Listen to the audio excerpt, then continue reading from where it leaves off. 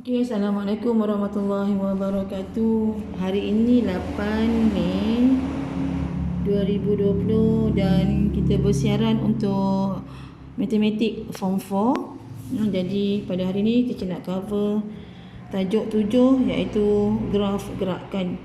Untuk makluman pelajar, tajuk 7 graf gerakan ini sama juga dengan tajuk form 5, tapi dalam form 5 dinamakan sebagai kecurunan dan luas di bawah graf. Tapi isi kandungan dia sama.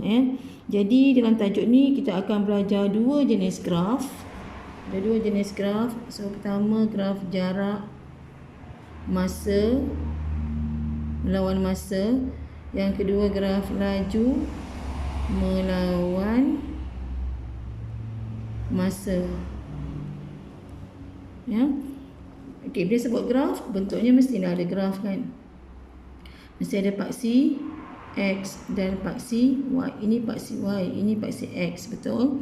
Jadi paksi Y ni pelajar, kalau dia graf melawan masa, paksi Y adalah paksi Y merujuk kepada jarak dan paksi X merujuk kepada masa.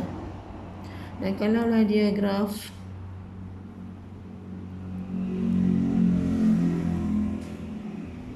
laju, ini masa. Okey.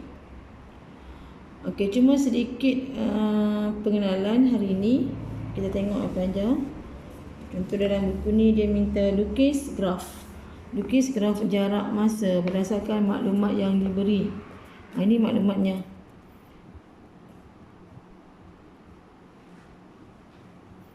Apa agaknya ni? S masa, T stand for time dalam saat.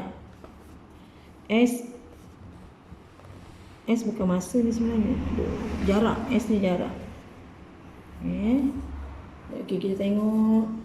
Jadi teacher pindahkan di sini berdasarkan maklumat yang ada. Dah ada maklumat kan? So T ada 0, 1, 2,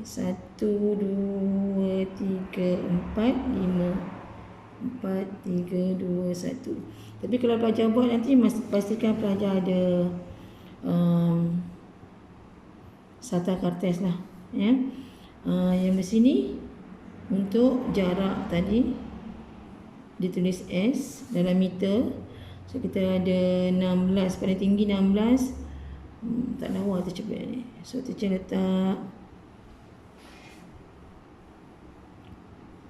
2, 4, 6, 8, 10, 12, 14, 16. Rapat sangat kan. 2, 4, 6, 8, 10, 12, 14, 46. Okey. Jadi 0, 16, 0, 16, 1, 14, 2, 12, macam tu. 3, 10, 3, 10, 4, 8, 8, jauh sikit. 3, 10, 4, 8, dan 5, 6. 5, 6 ni teacher ni tak ikut skala kan, tapi pelajar kena ikut skala. Dia ni kalau betul-betul sebenarnya dia adalah satu garis lurus. Itu cara untuk plot graf. Yang ni teacher percaya you all boleh buat. Macam dah biasa. Okey, apa yang kita nak buat di sini ialah soalan ini.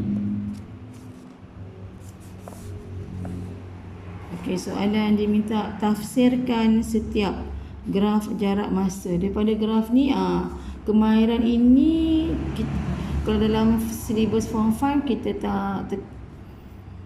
kita biasanya diberi soalan lah. Tapi untuk form 4 ni awak dapat je graf macam ni, awak kena bijak mentafsir graf. Pertama, kalau kita nak tafsir, kita nampak ini adalah graf jarak melawan masa. Apa yang kita boleh baca? Kita boleh kata jarak yang dilalui adalah 40 meter dalam masa 10 saat. Okey, tafsiran kedua kan. Jarak yang dilalui adalah 40 meter dalam masa 10 saat. Jadi jarak yang dilalui adalah 40 meter, itu je. Lagi apa agaknya yang kita boleh tafsirkan? Biasanya untuk jarak masa ni kita boleh tafsirkan laju. Okey, pelajar ingat lagi tak? Macam mana nak kira laju? Apa konsep laju? Laju sama dengan jarak bagi masa. Okey. Dan dalam graf jarak masa, laju ini juga sebenarnya merujuk kepada kecerunan. Jadi untuk soalan ni kecerunan kita ambil koordinat 10.40 kan. Kat sini 10.40 00. Jadi kita buat 40 tolak 0 bahagi 10 tolak 0. Jadi kita dapat laju atau kita dapat kecerunan adalah 4 meter sesaat. Okey, seterusnya. Okey, soalan ni. Pergerakan bagi sebuah kereta. Jarak yang dilalui. Jarak yang dilalui adalah 16 meter. 16 meter ke? Betul.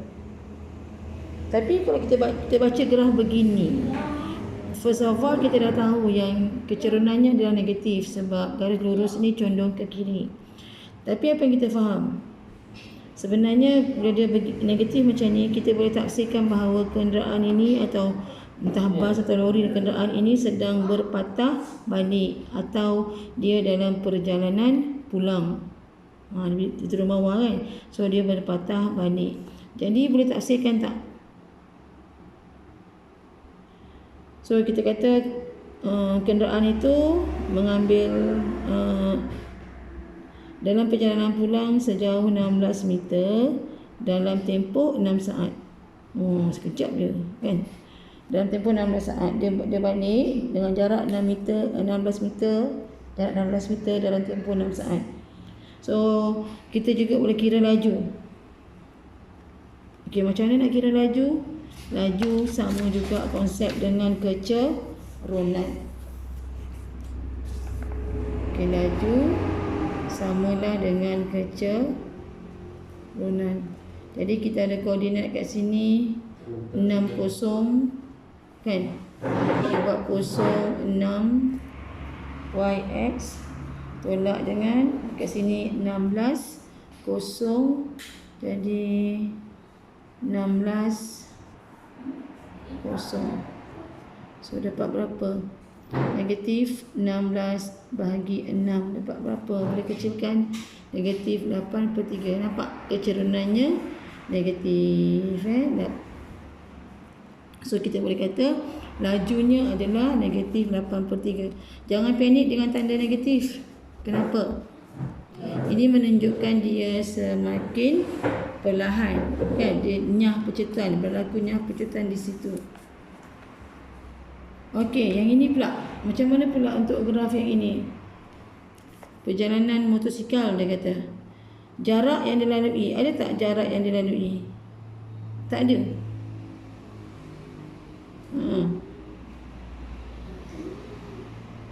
Dia tak bergerak sebenarnya. Jarak dia macam ni, so bermaksud dia tak bergerak, tapi dia berehat. Berapa lama masa dia berehat? Tengok kat sini. Dalam masa 5 saat. Ada kecerunan tak? Tak ada. Okey.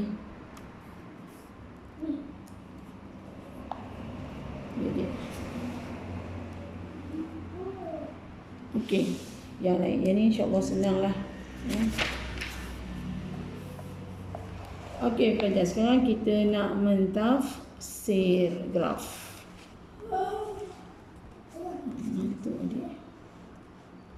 Ada dua graf ni. So yang pertama tengok, ini adalah graf jarak melawan masa. Graf jarak melawan masa bagi satu zarah. Dia kata cari selang masa dengan keadaan zarah itu adalah pegun. Apa maksud pegun? Dia tak bergerak. Dia berehat je. Dekat mana keadaan dia berehat? Dia tak ada jarak yang berlaku. di sini.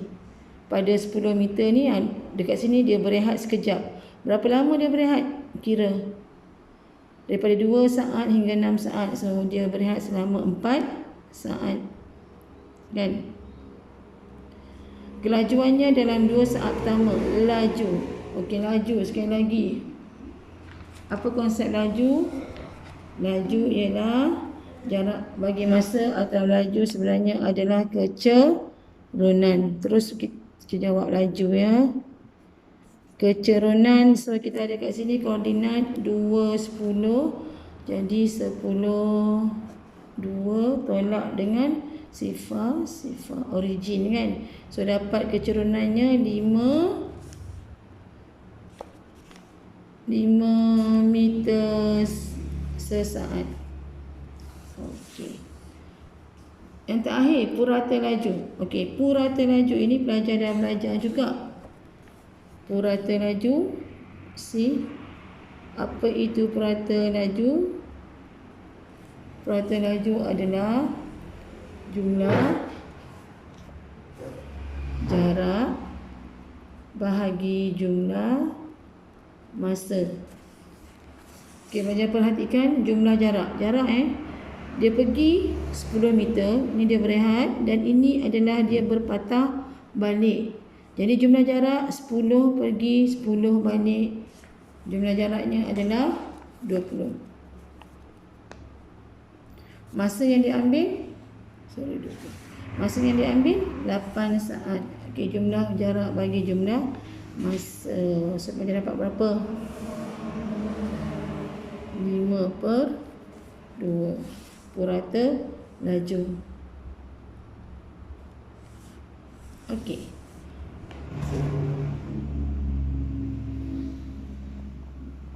Okey, seterusnya soalan ni.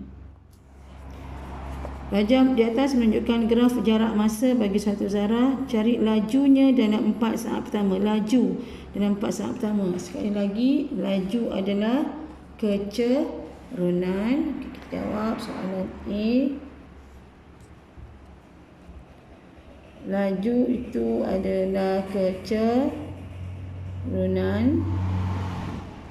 Kecerunan dah tahu kan? Y2, formula kecerunan tahu kan? Y2 tolak Y1 bagi X2 tolak X1. Okey. 4 saat pertama. So kita ada koordinat 4, 18. So 4 bagi 18 tolak 0, 0. Dapat berapa? 2/9. Tengok unit meter sesaat. 2/9 meter sesaat. Lajunya dalam 8 saat terakhir. Laju dalam 8 saat terakhir. Ini 8 saat terakhir. So sekali lagi koordinat yang ada 4, 18. Soalan B. Tak muat lah.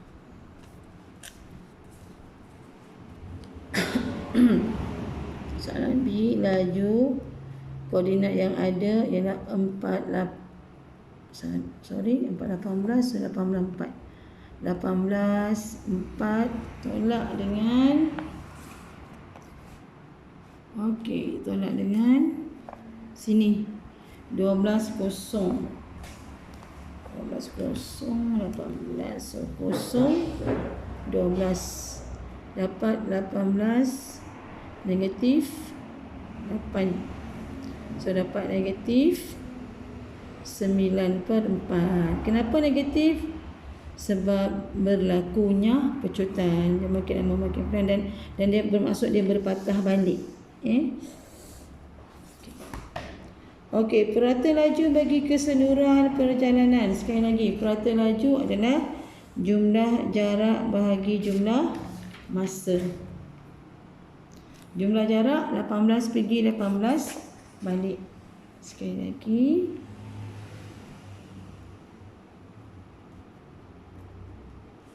Jumlah jarak bagi jumlah masa.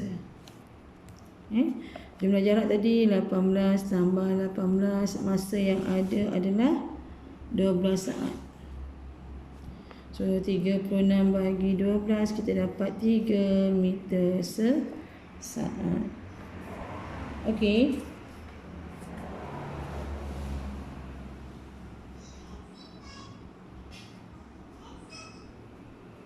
Okey, baca. Okey, kita teruskan contoh 5 ni.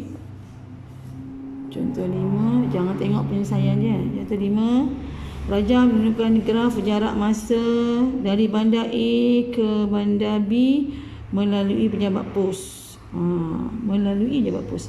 Graf OP mewakili perjalanan dari A ke pejabat pos kat sini, dan PQ dari pejabat pos ke bandar B. Soalan, cari jarak dalam kilometer di antara pejabat pos dan bandar B. Pejabat pos dan bandar B. Berapa jaraknya? Pelajar tengok kat sini je. Sini 4, sini 7. So jaraknya adalah 3 km. 7 tolak 4. Kan, dari pejabat pos nak pergi ke bandar B. 3 km sahaja. Faham ya? Okey, soalan B, dia minta laju kereta dari pejabat pos. Dari pejabat pos ke bandar B. So laju kereta adalah kecerunan. Okey, laju. So koordinat Q ada 25.7. 25.7, 7 ke 25 tolak dengan koordinat P 10.4. 4.10. So pelajar dapat 3/15 atau 1/5. 1/5 apa tu jarak dia? 1/5 kilometer per minit. Kilometer per minit. Okey, walau bagaimanapun pelajar perhatikan ya soalan ni. Soalan ni dia minta dalam jam. Ini antara trik-trik soalan dalam exam lah. Dia bagi dekat sini dalam graf, dalam minit, unit dalam minit, tapi yang dia nak dalam jam. So apa yang pelajar kena buat? 5 tadi ni bahagikan lagi dengan 60. Sebab nak tukar dalam jam.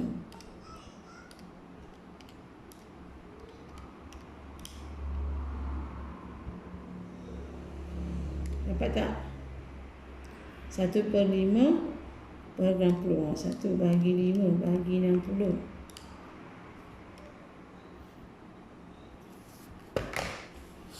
Dapat? 1 teacher ni. Betul tak? 3/15. Teacher silap ke? 15 bagi 3.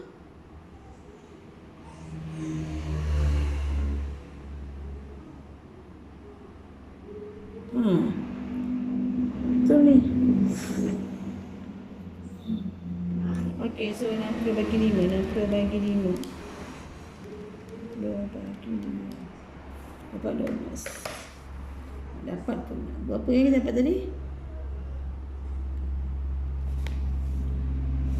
Okey, dapat 12 km per jam. 1 bahagi 5/60. 1 bahagi 5/60. Betul. Okey. Purata laju dalam kilometer. Okey, purata laju sama juga. Purata laju adalah jumlah jarak. So jumlah jarak dah ketara memang 7. Memang nampak kat situ 7, tak payah kira sangat. Purata laju sama dengan jumlah jarak bagi jumlah masa. So jumlah jarak kita tadi 7 km bahagi dengan jumlah masa 25 minit. Tapi pelajar sekali lagi dia nak dalam jam. So 25 bahagi 60. Pelajar dapat berapa?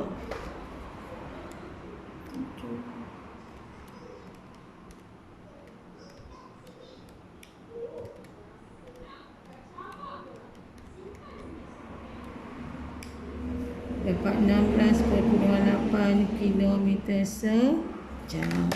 Okey pelajar, untuk bahagian pertama cukuplah ini. Memang graf jarak melawan masa ni adalah antara graf yang agak mudah untuk pelajar jawab ya. Okey, lepas ni kita akan sambung untuk graf laju masa dalam part 2 nanti. Dan teacher akan susuli dengan beberapa latihan untuk pelajar. Okey pelajar, terima kasih. Assalamualaikum.